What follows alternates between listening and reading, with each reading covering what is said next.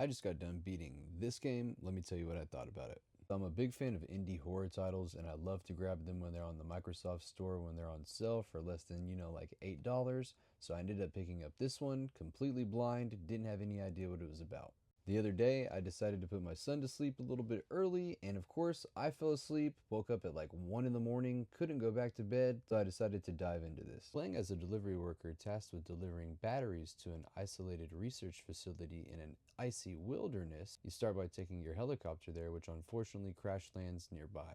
Surviving the crash, you continue to do your mission through the icy wilderness looking for your cargo, supplies, and other ways to make it towards the facility, where unfortunately something sinister is waiting. Now that's all I'm going to say just because I don't want to spoil the story, and there really isn't much to the story other than me finding that out through pamphlets that I ended up picking up along the way.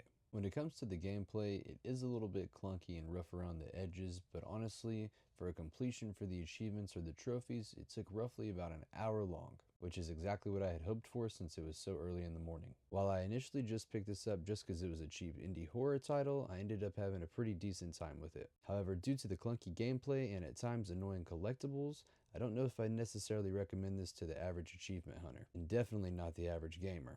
The game's not necessarily difficult, it's just very bare bones, and it's really all based off of Unity. Overall, I don't feel like I wasted my $5 or less or whatever I paid for it, since I did complete the game and obtain all the achievements, but at the end of the day, it's really not worth it. I give this game a 3.5 out of 10.